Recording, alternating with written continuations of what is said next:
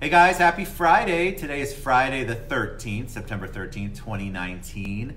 I am back at the Citrus Club after having a wine tasting this morning, if you can believe that. Woo. Thank God for Uber. I'm here with my very old friend. Phil and I have been friends for a very long time. Phil Rampy with Old Town Brokers. It's their 25th anniversary. Super excited and honored to have him on the show, that we could coordinate it. Shout out to Noel Ward for putting this all together. Yeah, thank you, Noel. Noel's amazing. So we already got a heart and a thumbs up, so I don't even have to go into that. Welcome. Thank you. All right, so we have a great history. So when I was a young fledgling insurance agent, Phil would send me insurance business, and it was when Thornton Park was really up and coming, and we were trying to figure it out. Nobody wanted insurance. Nobody wanted to insure any of the homes, and I had a market to do it. And his people were always wonderful, so we've been able to, over the years, maintain a relationship, a friendship, and he just does so much for the community. So, let's talk about you. Give them a little bit of background on Phil, because you obviously weren't born and became a guru in development. No, but what I was born, I grew up in a small town that's been in my family, our farm, since the early 1800s, and we still live on that farm. And my parents were very community oriented, but I learned community about my neighbors there, because everybody had farms and we all helped each other out. So whether it was baling hay or vaccinating cattle or whatever we had to do, when it came time for us to help one another out, we did. And so where was that? That was in Woodland, Alabama, and I just came from there on Sunday. I go there all the time and see my family and our friends that I grew up there with. That's where the little accent comes from, right? Yeah. Okay. And I went to Auburn the first time, then to UCF. So I've carried the Southern accent with me pretty much my entire life. My family's very still Magnolias. So when you're around my mother, when you're around my mom and everybody there, you kind of feel like you're on the set of Still Magnolias. Like with Truvy. Yeah, I love that movie. Yeah, Weeza. She was my favorite. All of them. I love that movie. All right, so what brought you to Florida? Well, I was at Auburn in architecture school, and I was completing my senior year in architecture school. And I wasn't really sure that was what I wanted to do, so I was having second thoughts. And I applied and my professor said, you need to go work somewhere for a summer and see how you like it. So spring break, I drove with a friend of mine to Key West, and we went all the way down there from Auburn and came back through Orlando, where another friend of mine from Auburn lived. His parents were doctors in Winter Park and lived on the lake. So I thought everybody lived on Lake Maitland. I thought that was what you did. That was what you did here. Yeah, and so they actually got me a job at Architects Design Group. And Noel was the office manager that still works with me today, and that was 35 years ago. I did decide that I didn't want to be an architect, and so as soon as I could afford to get back into school, I went back to UCF, and that's where I started. I got a business degree and then my real estate license. But I can remember one of my great mentors in real estate, Jim Safko, who's still a friend today. Jim Safko. Do you know Jim Safko? Yes. I love Jim Safko. Anyway, hey Jim. Hi Jim. And, so Jim would just tell me, he's like, you really need to get your real estate license. They pay you to sell houses. and I'm like, what? So what are you talking about? He goes, Phil, it's like 3%. I'm like, and back in those days, we got a full 7% real estate commission. Right. I was like, well, this just, I can't believe anybody would pay me to sell them a house. It's amazing. And so Jim was like, just trust me on this. Go get your license and just do open houses for me. I did. And so I would open houses, and before you knew it, I was getting my 3 and 4%, and I was loving doing what I was doing. I was meeting people, and I was like, okay, there's something to this. And so, what was it about architecture? So you obviously, we were talking about houses and beautiful houses and structure earlier before the show. What was it about getting an architecture degree that you said, all right, I don't want to do that? Well, I think when I was getting my architecture degree, I thought it was going to be a little bit more of doing fabulous houses and things. And unfortunately, that's not what young architects traditionally do out of school. You work on handicapped bathrooms or driveways or, things like that. It's not exactly always, well, today it's better than it was back in my day. Back in my day, you still had to use drafting pencils and erasers and all that. I mean, your electric eraser was your friend, So we didn't have CAD. I remember them showing it to us in architecture school, like, this is going to happen one day, and I'm like, oh, there's no way. and look at it today. So I mean, it's come a long way now. So I think there's a lot more fun opportunity for architects now because they have so many great tools. But 35 years ago, that wasn't the case. You created an amazing life here, and I want to talk about that. So we were talking earlier about Thornton Park. That's sort of where that's how I got to know you, because of all of the development, the business, the houses. Because Thornton Park 25 years ago was not Thornton Park like it is now. No, it's completely different. So what was your vision on that? How did you all decide, all right, this is where we're going to focus? Because it wouldn't have been a natural choice. Yes. Well, once again, my friend Jim Safko was sitting with me on my porch at 122 North Thornton. He had just sold me that house, and my partner at the time, he and I were renovating it, and Jim and I were sitting there, and I had my real estate license at this time, and Lake Eola we called it Lake Eriola, and just there was a lot of different kinds of vibes back in those days. I know. And so Jim and I are sitting there, and we're like, nobody knows where we're at. There's like no recognition of this neighborhood, like Virginia Highlands in Atlanta, or just no one recognized it. So Jim and I are sitting there, and I had gotten my back in those days, you got an abstract of title. Yes, I remember that. Totally. And I'm looking at it, I'm like, oh, look, Judge Thornton owned my house here, and it's called the Thornton Park Edition, all that stuff. And we're like, well, let's just call it Thornton Park. And this is back in the day when you would go put things in the Sentinel. So Jim and I ran these ads for open houses. Come see this beautiful bungalow in Thornton Park. And our phone rang off the hook like, where is this Thornton Park? I've never heard of this place before. They're like, oh, it's a beautiful little enclave just east of Lake Eola. Well, before you know it, we're selling houses and everybody's calling about it, and it just stuck. And but what that did, I don't even think I realized at the time, but it had identity. So now people knew what it was. Yes. And then before long, the city recognized it and carved out a little block there and said, okay, this is Thornton Park. And that's kind of how a lot of the communities kind of started happening here. Well, yeah, so Thornton Park's been around for that long. But they've started to name things like the Milk District and Soto. And when people talk about the Milk District, I always ask them, do you know why they call it the Milk District?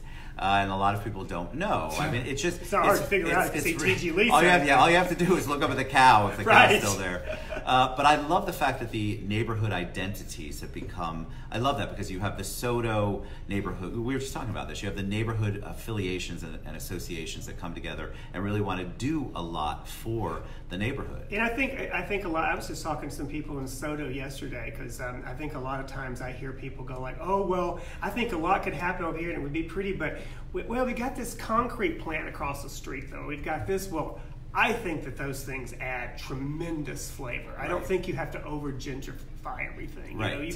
You can take some of the real things that actually work in the Soto district or in Thornton Park or whatever, and let them stay there and be part of the fabric.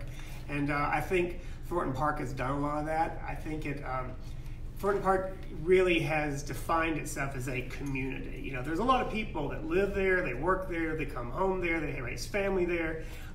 You go out to dinner there. It has a real sense of community. It really does. I love, there's wine walks there. There's so much that goes on in Thornton Park, and all of the other neighborhoods are picking up on that, I feel like. So what was it like? Let's talk about Thornton Park a little bit more. Because you had houses, but what about bringing in the restaurants and the retail spaces? Well, and we're still that's still evolving. We're still getting more and more restaurants, and I think just because of the way Orlando's growing as a whole in population and the housing here, we'll see a tremendous. I don't even think we've even touched what we're going to see with restaurants. I think it's going to just get tremendous over the next 5 to 10 years, with the new Ultimate project we have here. It's just, I don't think any of us even realize the effects that's going to have. I agree. So I think we'll see a lot of those things happen. We'll probably see a new condo resurgence. I think they're going to be a lot more expensive than they were in the past because it costs a lot more money to build them now than it did 20 years ago. So I think we're just now beginning to see the community birth that we're going to see a lot more of. But Thornton Park just kind of, I was a catalyst, and I appreciate, everybody gives me so much pats on the back with that, and I really do appreciate that, and I love them all for that. But I was a catalyst. a lot of other people did a lot more than I did or as much, and are continuing to do a lot to build that community. And the Soto district, and the Milk district. Yeah. But they're happening quicker. When we were doing it, it took a long time, and there were a lot of fires to put out. We didn't have social media back then, guys. I remember when we didn't allow sidewalk tables and umbrellas. Right. That was not okay. You could not bring a dog on the outside of a restaurant. That has changed so much. Everything has changed. So, looking back at those kind of barbaric rules that we had, it took a decade for some of those to be changed. You all were just so instrumental in that. So what about Old Town Brokers? Because I want to talk about that. That's the name of your real estate company. Where did you come up with the name? And then talk a little bit about the changes that you've seen over 25 years, since it is the big 25th anniversary, which is amazing, a quarter of a century. I'm not giving away my age. No, you were 5 when you started. Yeah. We all know it. And Maria's your younger sister, yes, so she was much 3. Younger sister, much younger She's sister. been with me pretty much my entire career. I love it. She came to work for me one day because we've always worked together. It's just me and her. We're the only 2 siblings, and having her, work with me has been tremendous. She's not only a great sister, she's also a fantastic professional and one of the best diva real estate people in the business. But anyway, so we, Sandy Frederick and I got together and we wanted to do our own thing. And Sandy at the time and one of her partners were renovating houses, and I was renovating some houses. And we said, well, why don't we just do our own thing and let's put our own sign out there and let's just start doing that. So we did, and it worked. People called, we sold them, and it was just Sandy and I, and we were right there. She got me to buy that building there on Thornton, which we don't own anymore. Barry Miller now has it, and we were there, and I had associates coming in. They're like, we'd like to put our license with you, and I was like, no, we don't want anybody. we don't want any associates, and we don't want any employees. You didn't want the headache. It's just Sandy and I. That's all we're going to do. We sell real estate. That's all we do. Well, several of them talked me into it, and some of them are still there. I love and that. 25 years later. That's amazing. And so it's just kind of grown from there. Where'd the name come from? Sandy and I came up with it.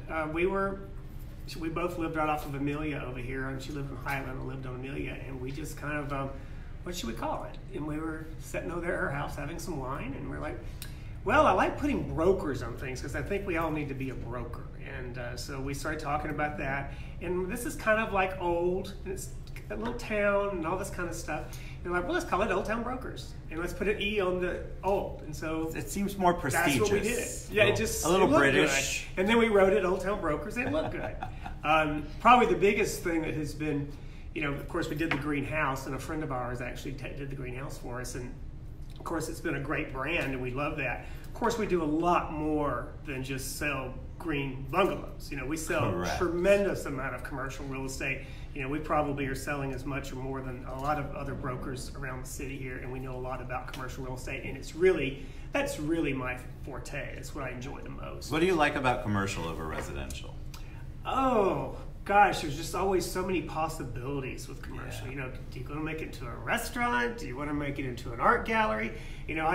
We put an offer on a piece of property yesterday. I get so excited on certain commercial properties. Well, this is going to be a great spot for this, and this. And so I just get very turned on by all that. That's your thing. Now, I do love houses, too. Sure. I do love the communities and the houses and all that stuff, too. Well, we were talking about the house in Country Club. We were talking about a house. Yes, we just Beautiful sold a house over there just this last few weeks. Just a great architecture house in the Country Club from the 70s. And he just did it's just a great job architecturally. And fortunately, some good friends of ours from Star Tower bought it, and they're moving there. So I'm looking forward to going and getting to see what they do with it, because I'm sure they're going to not only preserve that, but take it. I love the preservation part. I hate it when they raise it, meaning flatten it, because there's so much wonderful history in so many of those homes. Yeah. And some of them are built, they're not going to move, people. Yeah. I'm in an old 1960, basically a cement block bunker home over there. And I love the fact that I can't hear anything when I'm in my bedroom. Yeah. Not anything, not the wind, not the rain. Mm-hmm. But you've expanded out of state. So We were did. talking about llamas earlier. So give us a little background on you. My partner Rob and I are kind of known as the llamas and the papas. Rob popped on the llamas and the papas. Did you guys hear that? The llamas and the papas, because we have llamas and alpacas. We have a resort in North Carolina, which we do full buyouts for weddings, reunions, retreats, full chefs, big property, 55 acres, and we love it there. And then the people that I bought it from are also involved in real estate, and so they opened an Old Town broker's office in that town. And funny quick story, I had some friends driving through because we're on the main highway from Chattanooga to Asheville, and they called me and they're like, "Why are there Old Town broker signs all over this place? They're all the way down the interstate and they're huge, and like, are you selling real estate here all the time?" I'm like, "Well, I'm not technically, but we do through my company." Right. And my good friend Robin, that's his office, and they do all that. But we actually send them referrals and stuff from here. So wow. one of the guys in my office just closed on one last month up there. So cool. He's in Granny Squirrel. He's in where? The name of the little town is called Granny Squirrel. Granny Squirrel? Granny, it's just a community, but it's very charming. They've got charming great stuff names up there. up there. I mean, yeah. come on. All of it's awesome up there. But I love the fact that you have llamas. You were talking about turkeys. We've got You've turkeys, all sorts of things llamas, roaming. They're all over the place. We back up to the Nantahala National Forest. We've got 5 miles of hiking trails. It's just we so love it. We love doing the project up there, and it's continued to build and grow. I mean, it went from being 20 acres to 55 acres, and we now have 35 bedrooms and 12 bedrooms. Wow. It's a big place. That's and big. we have a lot of pride about it. But we don't stay there. We stay there part of the time. We go back and forth, and we come here, and a lot of people ask me, like, how do you do that? It's great. We love driving back and forth. Oh, you drive? Oh, yeah, we don't fly anymore. We tried doing that, but we always have stuff. You know, we've got our dog, we've got our things. So by the time I go to the airport, check my dog in, and all these other things, it's a lot. I could have already been there. You could have been there. Yeah, so we get up and leave early in the morning, and we're there in the afternoon, and it's great. So what do you tell somebody, like the secret for 25 years? Because I think there's a lot of entrepreneurs out there. They get started, they have their passion, and then we hit crazy times. Like we all hit the crazy times when the crash was going on. The Great Recession. The Great Recession. So, but what do you? Is there a secret? Are there a couple of secret sauces that you use? Because you have the one thing that from the outside looking in, you've created a wonderful culture in Old Town Brokers. We have people. Yeah. You've made it family. You've made it it's very important that. The culture itself, lots of respect. What do you think your secret is? Well, I think try to still have as much fun with each other as you can. You know, real estate business is a stressful business, and more so than just sales, property management of units and everything. You know, there's a lot of work that goes into that, and it can be a very stressful life. So you have to kind of not always take it super seriously. Try to smile with it, just kind of keep going with it, enjoy the good parts of it, and tackle the rough ones, and just keep going forward. You know, I don't know how to retire. I mean, I think about it and think like I should maybe, and I think there's a lot of people in my office that are that way too. And I remember somebody telling me one time about architects that they said architects don't retire; they just die one day.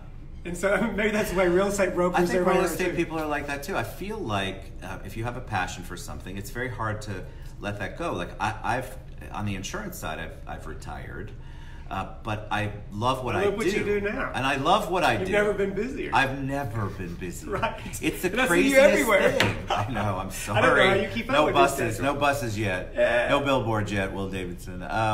But I think that it's so important to keep that passion going. Yeah. The people that I see that really retire, it's like this crazy downhill thing that goes on. They lose focus. I can't sit and watch TV for 14 hours a day. Right. I can't play that much golf. I cannot. I don't play that much hunt. golf. You know, I don't know. I mean, I can cocktail with you about 12 or 14 hours a day. But other than that, I feel like it's so important to keep that passion going. Yeah, I think entrepreneurs get into the business.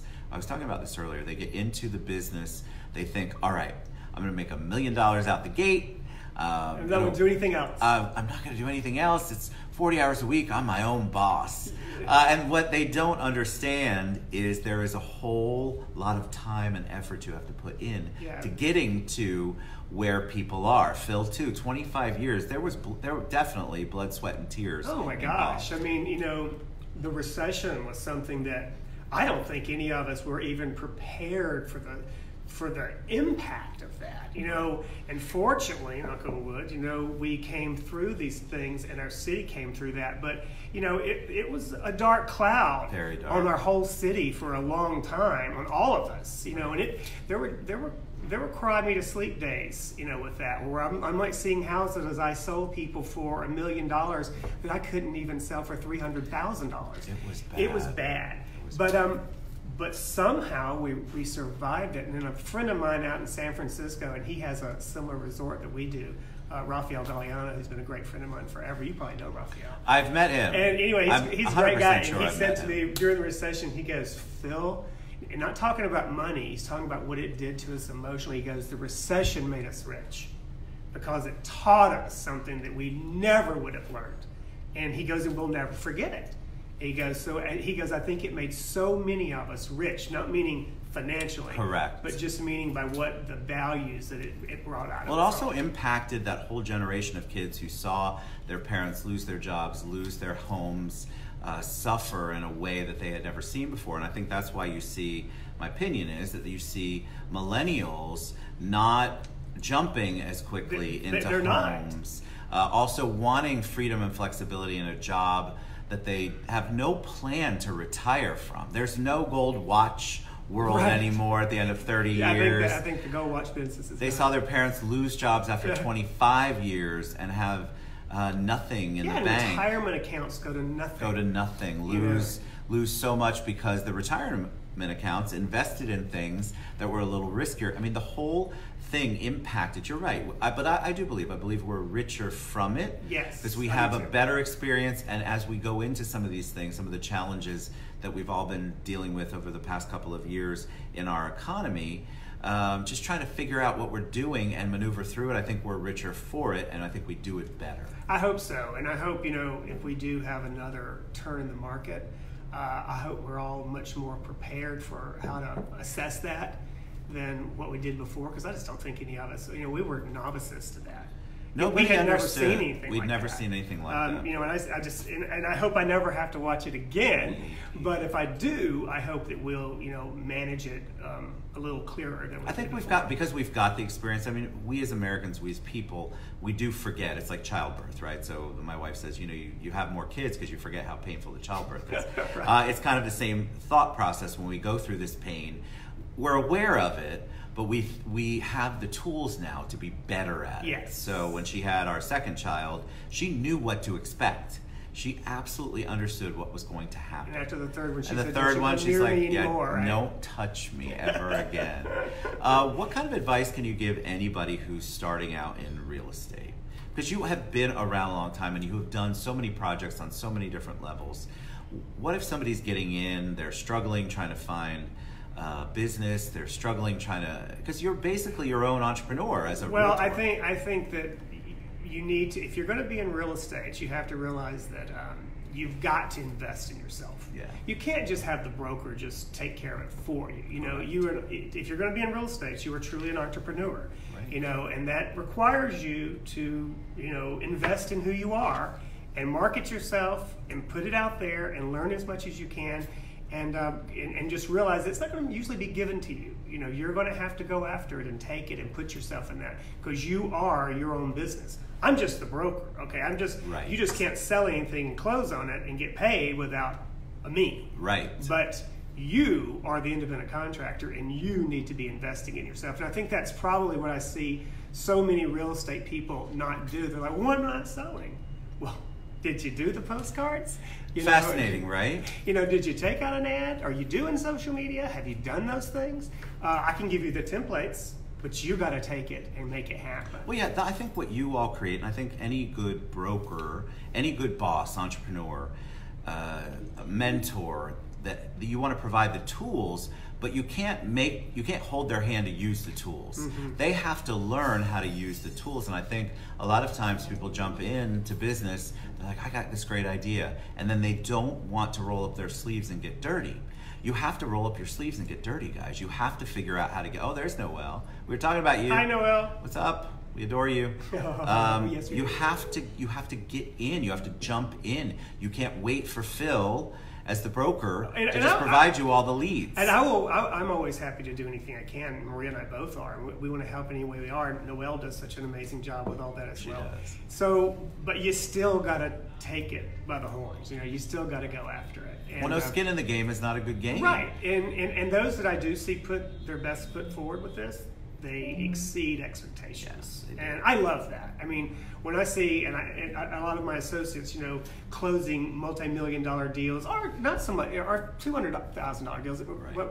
I just feel so good for them. Me you know, too. It makes me, it gives me a high. Right. Like, great job. Right. You know, and when I see them get excited about, okay, well, I just sold that one. Now I think I can do this one. I'm like, well, you know, if you sold $1 million this month, you could sell $3 million this month. Correct. You just gotta you know, do your formula. It's just a math problem. That's correct. It is. It's elbow grease and a math problem. And then once you get it going, I feel like the template's so good. And the fact that you guys that was what I was talking about earlier, and then we'll start to close the show. You guys create this amazing, between Noelle and you and Maria and everyone else, you create this awesome culture. And I think we're missing that in a lot of the offices. And it's not just real estate offices. I'm talking businesses in general. It's not a good place to be. You want to create a culture where people want to come there and they want to do their best. Well, and Maria and Noelle spend so much time doing community things. I mean, you know, I don't even know how, they've got a schedule as bad as yours. I don't know how they keep up with all of it. But, you know, I think a lot of those things, you know, that when they happen, a lot of times you kind of go like, what is that? Right. Well, when you do it consistently for many years, it really develops into something amazing. Correct. And I see them doing that, and I see a lot of the people in our office participating in those kinds of things, and those make a difference, and they mean something. And when you're in a small, you know, we are technically a small community. We were talking about it earlier. And it helps, and you know, we actually live in a community where you can actually see what happens with that kind of outreach. Yes. And you don't see that in every community. You don't. People really do think Orlando's spread out, and it is, but I can tell you that everybody knows everybody in some way, shape, or form here. They do. And I like that. I enjoy that small town thing about Orlando and Central Florida. But that also goes, there's another way to do it. So if you're not doing what you're supposed to be doing, trust me, we're all going to be hearing about it and talking about it. You know, and I've looked at, I go to other cities a lot, and I look at other, you know, communities and what's happening, and I always fall in love with every city I go to because it's new and exciting, and I just always kind of look around and kind of look at how do we stack up, you know, compared to some of these others. I'm pretty proud of us. I agree. I think it's a pretty good thing. And yesterday, just for fun, I was Googling what are the best communities in Florida. And Thornton Park, there were 5 really up there communities: Rowena, Orlando Country Club, several different ones. Right. And Thornton Park was number 19. Nice. In the state That's of amazing, Florida. yeah. You know, I'm like, there's a lot of communities in Florida. Right. And Wow. I thought that was a real honor to see that. And I've heard from other people that we're one of the most Googled communities. I believe that. And you know, it's nice to hear that, because I do think that we do offer a lot as a community as a whole. We do. I'd like to see more condos. It'd be nice if we could have... It's coming. If we could have 10, 12 more great condo buildings, It's that would be coming. fabulous, because population is everything. True. More restaurants. I'd like to see more of that. Me too. I love food. You can Me tell, too. right? Yeah. Marlene London says, I loved being a part of Old Town for over 25 years. Oh, we love you, Marlene Mwah. London. She did my first little painting there. Still have it in the office 25 years ago. She Not did amazing. it for Sandy and I, gave it to us of our first office. And now she's doing an art show for us. Oh, that's awesome, Yeah, Marlene. Marlene's been a great friend. And I have so many of those stories with people around You have here. so many stories. I'd love for you to come back on. All right, Okay, so I would love to. 25 years, happy anniversary. And I'm only 26. You were a baby, and Maria was an infant. All right. So reach out to Phil, reach out to Old Town. You have any needs, questions? I mean, you can reach out to any of them. Noelle, Maria Blanchard, and Phil Rampy. We've had the same phone number for 25 years. It's an amazing organization. 407-425-5069. There it is. And we All still right. answer it. So we always like to talk about mentors as we head out. Mentors are so important. We're really trying to cultivate that in the community. Are there any mentors, a mentor or mentors who helped you along the way that you'd like to give a shout out to? Oh God! Well, you know what? I guess I still have to say thanks to Jim Savko, because as a friend, you know, had he not really strong-armed me to get my real estate license, I might not have done it.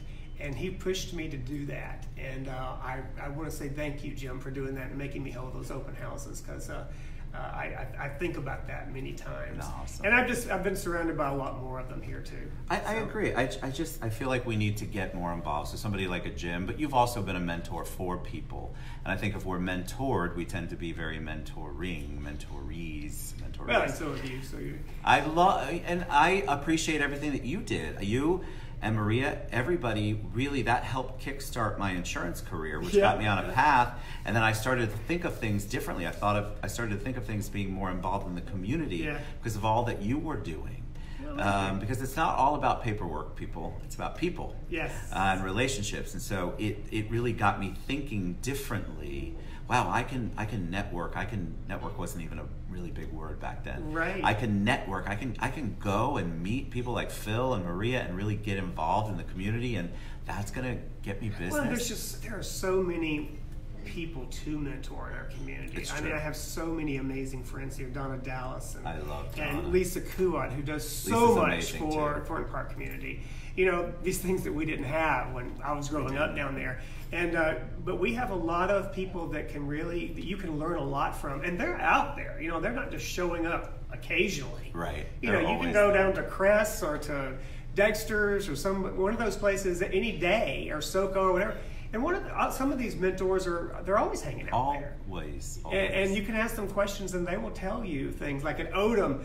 Oh my gosh, if I just want to, it's like going and holding court. That's a great place. Oh, I love going over there. They're great guys. I love those people. They're so good. And we've all been such good friends over there, and they've become such a fixture of the neighborhood as well. And I think so many of the places down here have that. I agree.